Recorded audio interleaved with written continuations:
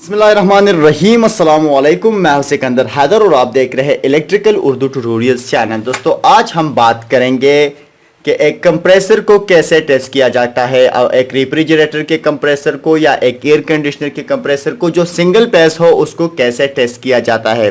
दोस्तों पहले भी हमने एक वीडियो पब्लिश की थी जिसमें हमने बात की थी कंप्रेसर के टर्मिनल आइडेंटिफिकेशन के बारे में, यानी कि कंप्रेसर में स्टार्ट रन कॉमन को कैसे फाइंड आउट करना है। इसी तरह हमने बात की थी सिंगल फेज मोटर्स के बारे में कि सिंगल फेज मोटर में हमारे साथ कंप्रेसर को फाइंड आउट करना है, जिसमें हमारे साथ जो मेन पॉइंट था वो था वॉशिंग मशीन के मोटर का start run common find out करना, तो वो भी हमने डिस्कस किया था।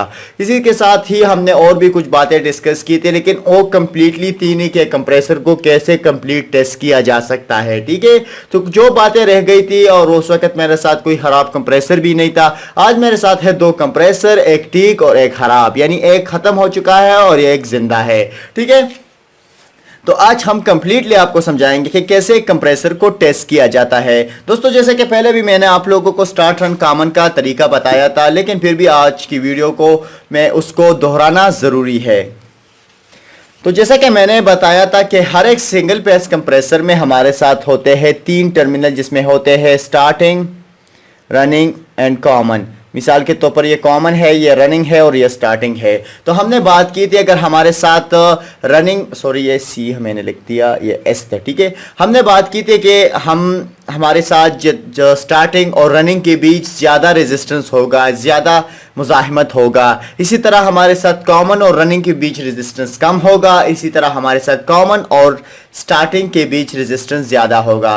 तो जो सिंपल ही तरीका है, अगर मिसाल के तौर पर मेरे साथ यहाँ पर तीन चीज़ें हैं, स्टार्टिंग, रनिंग, कॉमन है, तो मैं दो टर्मिनल को चूज़ करूँगा, मीटर को सेट करूँगा और हम टेस्टिंग पे, जैसे कि मैंने यहाँ पर टेस्टिंग पर लगा दिया है। ठीक है, तो सबसे पहले मैं आपको यहाँ पर दोबारा भी दिखा देता हूँ कि मेरे साथ यह है एक कंप्रेसर और उसको मैं कैसे टेस्ट करूँगा। चलिए मैं कंप्रेसर को आगे ले आता हूँ। मेरे साथ हो गया है ये एक कंप्रेसर और यह है मेरे साथ एक वाइट बोर्ड। तो अब मैं इसको टेस्ट करता हूँ। मेरे साथ है ये ओहम मीटर। ओहम मीटर पे मेरे साथ मैंने सेट किया है रेजिस्टेंस पर। तो ये मल्टीमीटर में मेरे साथ ओहम का ऑप्शन है, इसलिए मैं इसे ओहम मीटर भी कह सकता हूँ। या अगर आपके पास सिर्फ और सिर्फ ओहम मीटर है, ओहम टेस्टिंग मीटर है, तो आप उसको इस्तेमाल कर सकते हैं। दोस्तों मेरे साथ है ये टेस्टिंग लीड, मैंने यहाँ पर ये इंसर्ट कर दी है पॉजिटिव में और नेगेटिव में। ठीक है, और इसी तरह मैंने इसे सेट किया है X1 पर, यानी 1 से लेकर 100 ओहम तक। ठीक है, तो यहाँ पर ये कंप्लीट स्केल है और मेरे साथ यहाँ पर अवेलेबल है 200 से एक्स्ट्रा। ठीक है, यानी मैं इन 1x से लेकर यहाँ टेस्ट कर सकते हो 1 किलो ओहम से, और फिर अगर मुझे ज़्यादा रेजिस्टेंस होगा तो 4 किलो ओहम तक का मैं टेस्टिंग कर सकता हूँ। तो हेयर मीटर जो कंप्रेसर है उसमें इतना ज़्यादा रेजिस्टेंस आता नहीं है। मैं करूँगा क्या, मिसाल के तौर पर यह मेरे साथ 3 है, तो मैं इन दोनों पे ये दो लीडें लगाने जा रहा हूँ। ठीक है,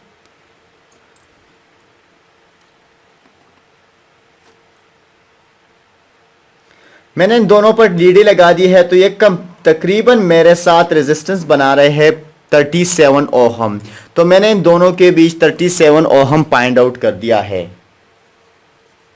अब मैं करूंगा क्या कि इन दोनों के बीच रेजिस्टेंस टेस्ट करता हूं।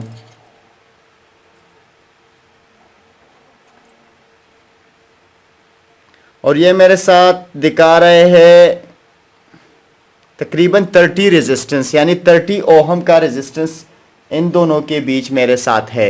इसी तरह मैं इन दोनों का भी टेस्ट करूंगा और ये मुझे दिखा रहा है तकरीबन 9 ओहम। ठीक है, अब मेरे साथ यहां पर तीन तरह के रेजिस्टेंस हो गए, यानी मेरे साथ है इन पॉइंट इस, ये मैंने RS लिख लिया था, मैं इसे मिटा देता हूँ क्योंकि मुझे पता था कि कौन सा स्टार्टिंग है, कौन सा रनिंग है, कौन सा कॉमन है। अब मिसाल के तौर पर आप लोगों को पता नहीं है, तो इस वाले और इस रेजिस्टेंस, इस वाले और इस टर्मिनल के बीच आपका रेजिस्टेंस है 37 ओहम। तो ये 37 ओहम मिसाल के तौर पर ये मेरे साथ A और B हो गया। तो A और B के बीच रेजिस्टेंस आ रहा है 37 ओहम। इसी तरह मेरे साथ ये A हो गया, ये B हो गया और ये C हो गया। तो A और C के बीच मेरे साथ रेजिस्टेंस 30 है और B और C के मेरे साथ रेजिस्टेंस जो है 9 ओहम है। तो मेरे साथ इन दो पॉइंट पर रेजिस्टेंस ज़्यादा आ रहा है। इससे मतलब ये है कि ये दोनों स्टार्टिंग और रनिंग है, यानी तीसरा वाला मेरा कॉमन है। अब मैं जानता हूँ कि कॉमन के साथ रनिंग का रेजिस्टेंस कम होगा और स्टार्टिंग का ज़्यादा होगा। तो C और B का रेजिस्टेंस क्या है? मेरे साथ है 9 ओहम। और इसी तरह C और A का रेजिस्टेंस क्या है? 30 ओहम। ठीक है, तो ये तीनों के साथ मैंने रेजिस्टेंस टेस्ट कर लिया। मुझे पता चल गया कि स्टार्टिंग और रनिंग है, तीसरा वाला कॉमन है। अब कॉमन के साथ इसका रेजिस्टेंस कम आ रहा है, तो इसका मतलब है कि ये भी जो है मेरे साथ रनिंग टर्मिनल है। इसी तरह ये C जो है ये फिर से कॉमन हो गया और इसी तरह जो A है वो मेरे साथ स्टार्टिंग पॉइंट है, यानी स्टार्टिंग टर्मिनल है। अब ये तो मुझे पता चल गया है। अब मैं इस कंप्रेसर को स्टार्ट करूंगा तो मुझे पता चलेगा कंप्रेसर बिल्कुल ठीक है। अब मेरे साथ लाइट अवेलेबल नहीं है, वरना मैं इस कंप्रेसर को स्टार्ट कर देता। अब दूसरी तरफ इसी तरह का कंप्रेसर पड़ा है जिसका स्टार्टिंग और रनिंग कॉमन कुछ इसी शेप में है, लेकिन फिर भी हम इसको टेस्ट करते हैं कि कैसे ये दिखाता है रेजिस्टेंस को। मैं इस कंप्रेसर को आगे ले आता हूं। अब आप देख रहे हैं कि मेरे साथ मैं इस रेजिस्टेंस को टेस्ट करूंगा। मैं इसको भी नाम दे देता हूं। उस वाले में मेरे साथ थे, यहां पर मैं दोबारा लिख लेता हूं 30। उसी तरह मेरे साथ थे 9 और 37। इस तरह मैं दोबारा एक बना लेता हूं यहां पर नज़दीक, और मैं इसको A, B और C का नाम दे देता हूँ। या उसी तरह मैं इसको फिर से C, A और B। ठीक है, अब मैं इसका रेजिस्टेंस टेस्ट करूँगा। तो इसका रेजिस्टेंस टेस्ट करने के लिए मैं क्या करूँगा, मैं दोबारा से यहाँ पर ये मीटर रख लेता हूँ।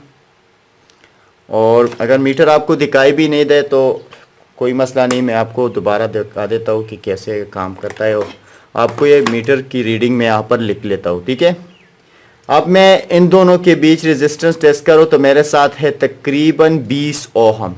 ठीक है, मैं यहाँ पर 20 लिख लेता हूँ, यानी 20 ओहम। उसके बाद इन दोनों के बीच में रेजिस्टेंस टेस्ट कर रहा हूँ तो मेरे साथ 15 ओहम आ रहे हैं।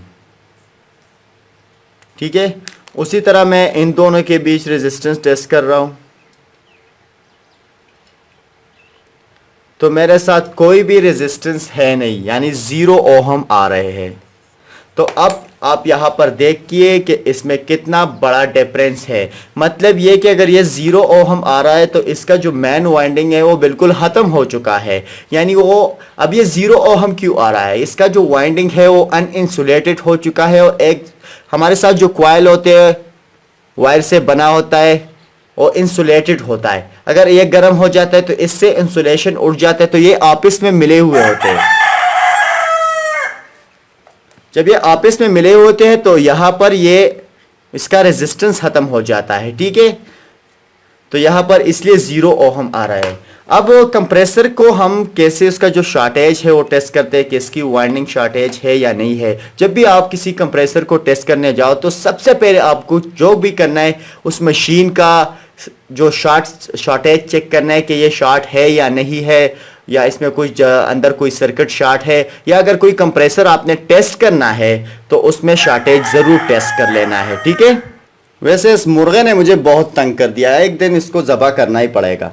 ठीक है, तो हम बात कर रहे थे अभी कंप्रेसर की शॉर्टेज टेस्ट करने के बारे में, क्या इसकी अंदर जो वाइंडिंग है वो अनइंसुलेटेड हो चुकी है या नहीं हो चुकी है। ठीक है, तो हम पहले इस कंप्रेसर को टेस्ट करते हैं। ठीक है, अभी भी नहीं सुधर रहा है, तो मैं ऐसे कर देता हूँ, यहाँ पर आपको नज़र आएगा। मैं एक इसके साथ, इसमें जो भी टर्मिनल, लेकिन आपने तीनों टर्मिनल के साथ टेस्ट करना है। एक यहाँ से लगा दूंगा और एक इसके बॉडी के साथ। आप देख रहे हैं यहाँ पर मुझे रेजिस्टेंस मिल रहा है। ठीक है, मैं दोबारा से इस यहाँ पर थोड़ा फोकस कर लेता हूँ और मुझे यहाँ पर रेजिस्टेंस मिल रहा है।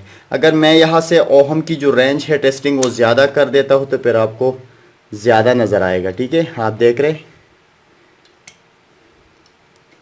तो ये बिल्कुल ख़त्म हो चुका है ये कंप्रेसर, यानी इसकी जो वाइंडिंग है वो इंटरनली अनइंसुलेटेड हो चुकी है। इसकी वजह से हमारे साथ यहाँ पर रेजिस्टेंस भी एक तरफ 0 ओहम आ रहा है, और वही जो हम अब इसके बॉडी के साथ ये कनेक्शन टेस्ट कर सकते हैं कि इसका कोई कनेक्टिविटी है, तो हमारे साथ ये कनेक्टिविटी ला रहा है। तो इसको हम कंप्रेसर का कनेक्टिविटी टेस्ट बॉडी के साथ भी कह सकते हैं कि बॉडी के साथ इसका कनेक्टिविटी टेस्ट है या नहीं। तो इस तरह के कंप्रेसर का कोई और इलाज नहीं है, तो इसको दोबारा से काटना पड़ेगा, दोबारा से वाइंड करना पड़ेगा। मैंने एक बार किया था, लेकिन इसमें तकलीफ़ बहुत ज़्यादा होती है, यानी आपको ज़्यादा तकलीफ़ उठानी पड़ती है। इसको काटना पड़ता है, उसके बाद उसे दोबारा से वाइंड करना पड़ता है, और वाइंड करने के बाद दोबारा इसको पेक्स लगाकर इस पर वेल्ड करना पड़ता है। ठीक है, अभी इस दूसरे कंप्रेसर को हम टेस्ट करते हैं। तो मैं इसको यहाँ पर दोबारा रख देता हूँ ताकि आपको नज़र आए, और मैं यहाँ पर इसको फोकस में ले लेता हूँ। ठीक है, तो मैं एक यहाँ और दूसरा यहाँ, ठीक है, ये मैं यहाँ पर रख लेता हूँ ताकि आपको नज़र आए। अब आप देख रहे हैं मैं यहाँ पर लगा रहा हूँ, लेकिन यहाँ पर कोई रीडिंग मुझे मिल नहीं रही। मैं तीनों टर्मिनल्स के साथ टेस्ट कर रहा हूँ, कोई भी रीडिंग मुझे मिल नहीं रही। इसका मतलब ये है कि ये कंप्रेसर बिल्कुल ठीक है, इसकी स्टार्टिंग रनिंग कॉमन भी बिल्कुल ठीक है, और मैंने इसे टेस्ट भी कर दिया है। फिर भी अगर आपके पास एक कंप्रेसर आता है जो बिल्कुल इंटरनली यहाँ पर शॉर्ट नहीं होता है, ठीक है, लेकिन इसका अगर ये स्टार्टिंग और रनिंग और कॉमन में कुछ लफड़ा हो, तो फिर वो आपका कंप्रेसर काम नहीं करेगा। ठीक है, लेकिन कुछ जगहों पर इसका स्टार्टिंग और रनिंग कॉमन फिर से भी ठीक आता है, लेकिन वो काम नहीं करता।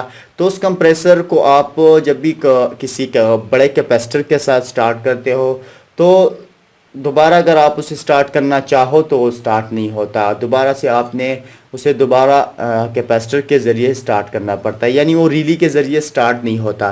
तो उसका मतलब ये होता है कि उसके वाइंडिंग में कुछ ना कुछ लफड़ा हो जाता है, यानी उसकी वाइंडिंग कहीं ना कहीं क्रॉस हो जाती है, लेकिन फिर भी मीटर पे वो सही रीडिंग दिखाती है। ठीक है, तो ऐसे कंप्रेसर में आपको क्या करना है कि आपने कंप्रेसर को रिली के ज़रिए स्टार्ट करना है। अगर एक कंप्रेसर विदाउट कैपेसिटर रिली के ज़रिए स्टार्ट होता है नॉर्मल वोल्टेज पर, तो फिर वो ठीक है। अगर वो नहीं होता है तो उसमें मसला है। ठीक है, इसके साथ ही आज की वीडियो ट्यूटोरियल ख़त्म होती है। मज़ीद ट्यूटोरियल के लिए हमारे यूट्यूब चैनल को सब्सक्राइब कीजिए। और हाँ, मैं इस चैनल में जल्द अज जल्द यहाँ पर जो प्लेलिस्ट बनाऊंगा, यानी सिंगल फेस की वायरिंग का अब एक अलग प्लेलिस्ट होगा, रेफ्रिजरेटर एंड कंडीशन के रिपेयरिंग का या मेंटेनेंस का या और भी जो बेसिक चीज़ें हैं उसका एक अलग जो प्लेलिस्ट बनाने जा रहा हूँ। इसी तरह जो बेसिक चीज़ें हैं या थ्योरेटिकल फार्मूले वगैरह है उसका अपना ही प्लेलिस्ट बनाऊँगा, 3 पेज का अपना। तो हर एक चीज़ का एक अपना अपना प्लेलिस्ट होगा। तो इससे होगा ये कि आपको जो सीखने है उस सीखने में आसानी हो जाएगी, आप लर्निंग आसानी कर सकेंगे, आप सारी वीडियोस को आसानी से पा सकेंगे। तो यही मैसेज आप लोगों को देना था। इसी के साथ ही आज की वीडियो ख़त्म होती है। अल्लाह हाफ़िज़।